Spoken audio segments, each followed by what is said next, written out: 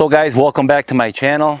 In previous videos, I've showed you how I use mulch, specifically leaf mulch, to help keep weeds down and feed your soil. Another way of keeping weeds down, but not so much feeding your soil, is with this weed barrier cloth here. Now, these here are my watermelons I just planted. What I usually do is till out a row with my tiller, and amend the soil and everything like you should. Then what I do is I lay out two big strips on either side of the area where I just tilled, and then right on top I put another sheet of this weed barrier cloth. And then what I do is I get out one of those handheld propane torches, and I'll go around every foot. I'll lay a tape measure out, and every foot I'll just burn a real quick hole, because that's where I'm going to plant my watermelons. And then I'll drop a watermelon or seed or two in each hole and hope for the best. But I planted these watermelons very, very late.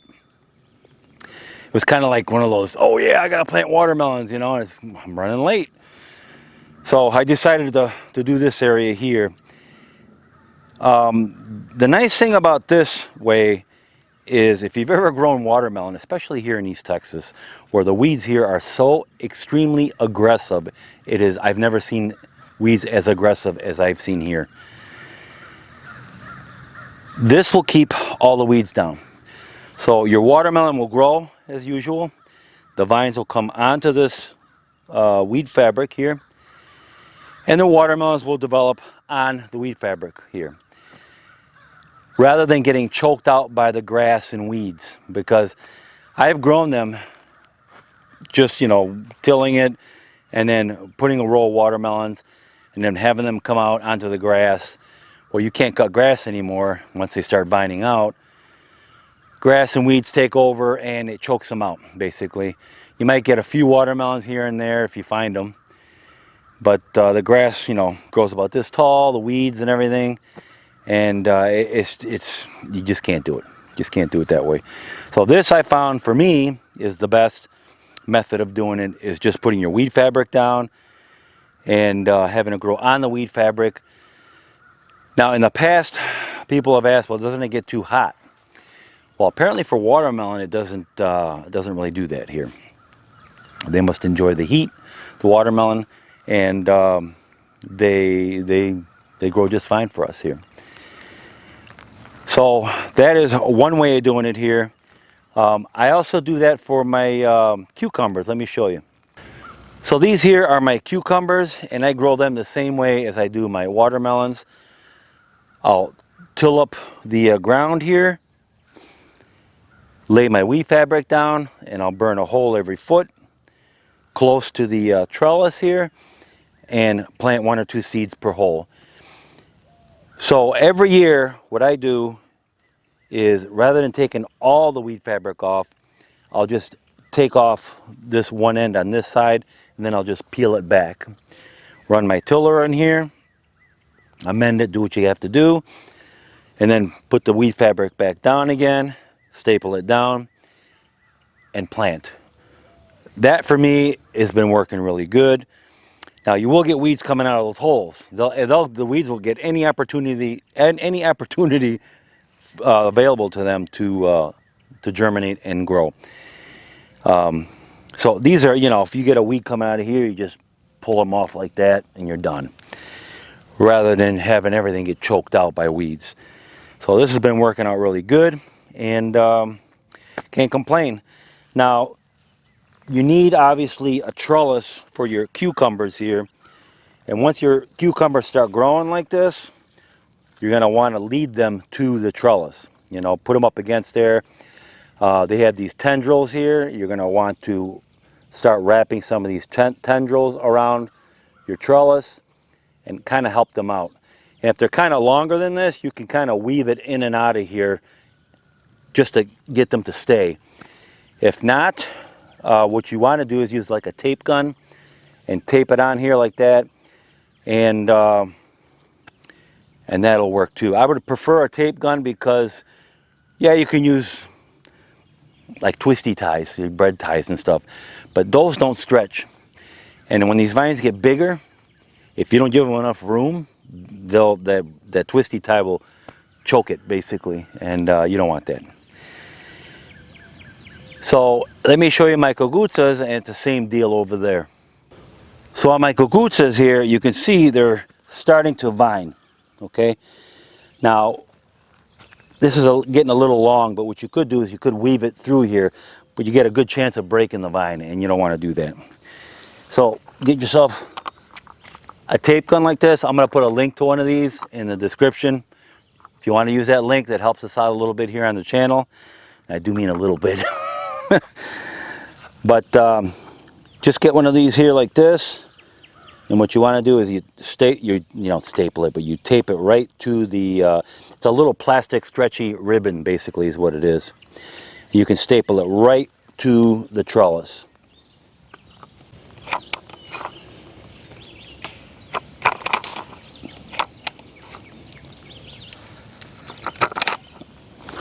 Couple like that. Now that these tendrils are close by, you want to just kind of wrap them around like that, and these will start grabbing everything. And once these tendrils take hold here, you don't have to do anything anymore. It's on its own. They will grab onto all this and they'll grow right up this trellis. I got one more here. Now you got to be very careful with some of these. They're very tender, these vines. You don't want to break them.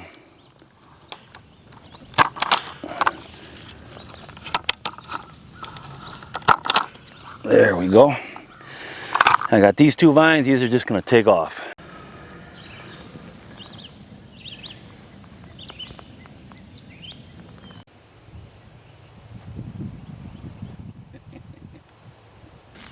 So for our tomatoes, we grow them also on a trellis. And what I do is I'll put weed fabric down here right up to the trellis, and the same thing on the other side, and they'll meet up together. In fact, they'll overlap. So once these tomatoes start growing, what I do is I'll come over here and I'll close up that gap so the weeds don't come up. The tomatoes will grow fine, but the weeds don't come up.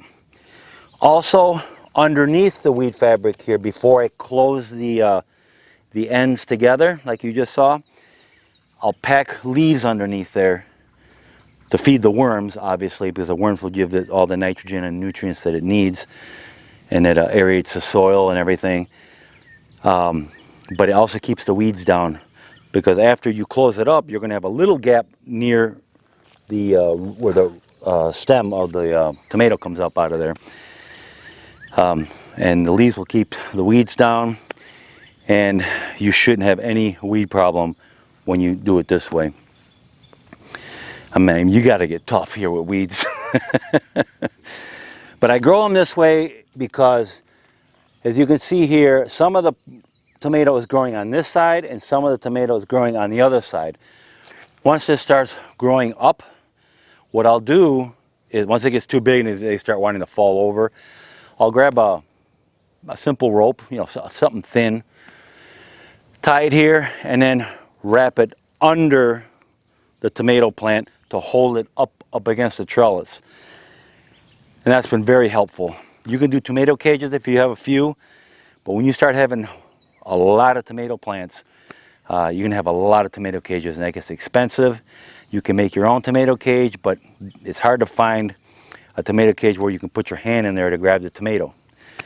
And you can make them. You can cut the wires out of the squares, but it's all a lot of extra work.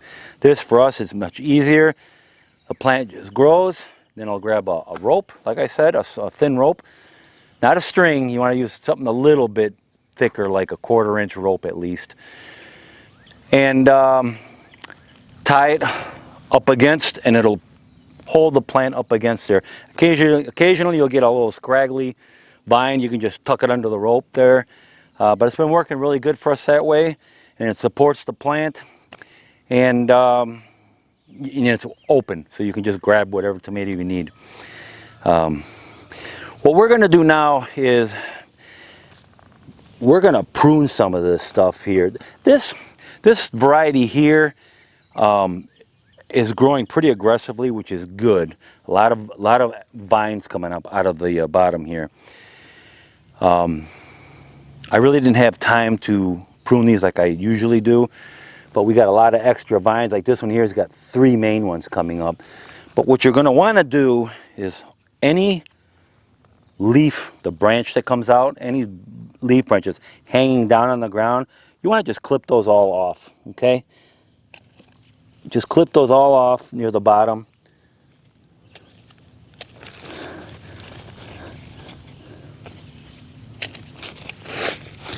And make sure they're not touching the ground. Here I got weed fabric, so it's not too important. But you just want to take a lot of that off. I mean, honestly, you can take the majority of the leaves on the bottom off completely. You know, up to about, I don't know, 8 inches or so. As long as that branch isn't touching the ground, you should be all right. So that's what I usually do. And I just clean them up a little bit.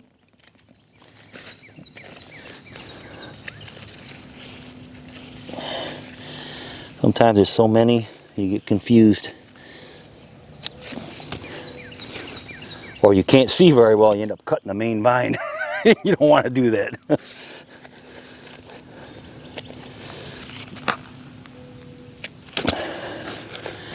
But I don't know, just clean them up a little bit. That helps with disease. Because if you got leaves, like if this is dirt here, if you got the leaves all touching the ground, if it rains a lot, it splashes back up on the leaf, you're going to get a lot of disease and stuff, different funguses and things like that. And that'll really wreak havoc on the tomatoes. The tomato plant itself, it could kill it. So that's basically, oops, see, I mistakenly cut a vine, but not to worry. If you mistakenly cut a vine and you could use another tomato plant, cut off all the branches like that. Some of these here. Ooh, looks like I need to get me some new pruners. And leave a few on top like that. Now what you want to do is bury this thing into the ground all the way up to about here. Okay, the majority of it, a good 3/4 of it into the ground. This will start rooting and you'll have a whole new plant. Let me show you how it's done. Okay, so here I have a spot where I don't have any tomato plants. So, see, I got me a layer of leaves here so the weeds don't come through. But what we want to do here, now you can plant these sideways. You don't have to be straight down about it. You want it pretty deep. So you want to just lift up an area here.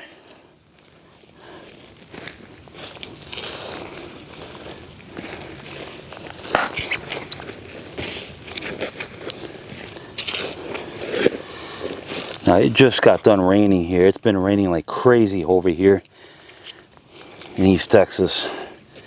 And a lot of stuff honestly is waterlogged. Now once you dig your hole out, now mine's about that deep, my hand deep like that. Lay it down in there like that, and then start putting your soil in.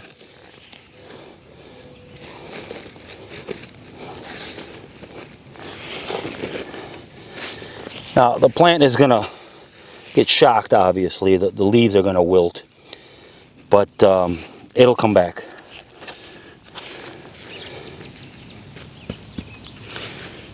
And water it if you need to. If it's dry, if your soil is dry, you're going to need to water it, obviously.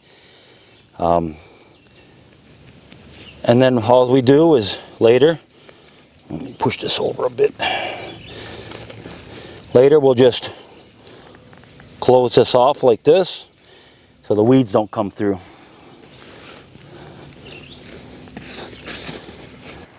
So here we have our onions. Here we have the Texas super sweet onions. They're very, very nice, delicious and sweet. And on this row, on this row here, we have the Southern Bells. They're called. They're red. The red Southern Bells. Your red onions. And the thing I love about those Southern Bells, they're not extra potent.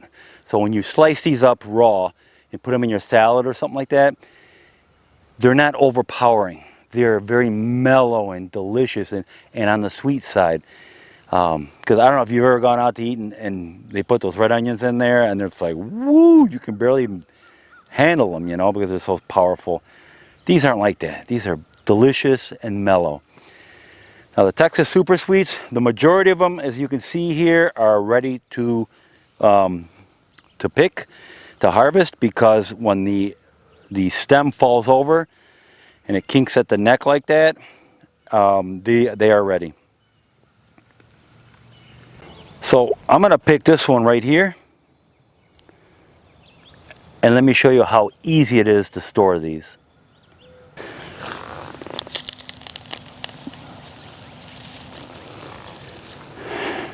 It's a good size onion. So what I do is I cut the stems off like that. Just leave a tiny little bit on here. The roots, trim all the roots out of there. Yeah, I do need to get me some new pruning shears. These aren't very good. Anyways, you get the idea. Take the roots off, and that's it. And put these. What I do is we put these in even a box. Put them all in a box, but not all one on top of the other. You know, maybe a row or two. You know, that's fine.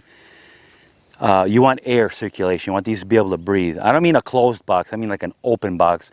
Or lay a piece of cardboard down somewhere in your house and lay these on top of the cardboard. And these will dry. They need air, basically. Or what you can do, another way, is save those onions that you buy from the store, those sacks that they come in, they're nets, and you can put them in there, okay, because they breathe. You want air circulation. And they will store, depending on the variety, 1 to 3 months, you know. These, I forget, these are pretty sweet. I think they'll only store like a month or so. But that's how we do it, and it's been working out great. This here is our cornfield. We use a wheat fabric cloth here also. We have 3-foot strips here, and we burn holes every foot apart. And our strips overlap each other here on where I'm standing, about an inch or two. And we staple it shut, basically, with those weed barrier staples. And it's been working out really good for us. The weeds are very limited to where they can grow. Of course, any opportunity weeds get, they'll come out. But they're easier to pull out this way, and they don't choke the corn out. This variety we're growing this year is not a hybridized variety that I was usually getting, because I don't know, I bought varieties where the bugs would just feast on them, okay? Then I bought, was it G90 and candy corn, and those are super hybridized. They grew pretty good, especially the first year. But I started doing a lot of research on really hybridized foods. The nutrition quality just isn't there compared to the old varieties, okay? So I looked for an old variety of corn, and this one here that I found is called, either it's called Stowells or Stoles. I'm not sure how it's pronounced. I'm gonna put it right here. This variety predates 1849, from what I've read. And it was introduced into market in the 1850s, basically. So it is obviously not GMO, and a variety that's not super hybridized, okay? I know in nature things get hybridized because they interpollinate with each other. That's fine. But when you get to a point where man intercedes and really just basically beating this thing to to grow in a certain way, maybe that's not such a good idea, okay? And I've seen, there's documentaries where they tested tomatoes, especially, they're very hybridized. Tomatoes that are you buy at the store today, and tomatoes that are grown organically from old, you know, I don't mean old seeds, I mean seeds that have been around and passed down through generations and generations. And the nutritional value was incredible, the difference. The ones that were older variety of seeds of tomatoes were much more nutritionally dense. So I went with this corn here, Stowells or Stoles, however it's pronounced, to get the nutrition, because that's why you're growing this stuff, to eat and get the nutrition for it. It's not just about taste always, you know. But this is supposed to be a sweet corn. It's white, and the corn kernels are in a row. The ears are supposed to be pretty good size, I think 7, 8, or 9 inches, you know, somewhere in that range. So I'm really looking forward to this variety. What I've noticed so far is the corn is only not even 3 feet tall, maybe some of them are 3 feet down here. And I don't have any ears of corn yet, which is kind of a good thing, because I've grown corn in the past where there was this tall and already had ears of corn on it, and that's not so good, and the tassels will come out already. I have no tassels yet, and the corn haven't come out, so that means this has got a lot more growing to do. That's good. I've only fertilized this once with organic fertilizer, and I basically just spread it on top near where the holes are, and then water it and push that fertilizer down into the holes. It is a dry organic fertilizer that I use, or they do have wet ones organic too. I think Miracle Grow of all companies makes an organic spray type fertilizer too, which is another option there. So I'm excited about this variety. I want to see how it grows. There's an old variety of corn, and I'm really excited to see how our ancestors ate. So guys, that's how we manage things here on the homestead. We use a weed fabric cloth, or we use leaf mulch to suppress the weeds and feed the soil and hold the moisture in the soil also. It's been working great for us, and try them out, you know. They should work out really great for you. Alright guys, so thank you for watching. Please like, subscribe to my channel, and I will see you guys in my next one.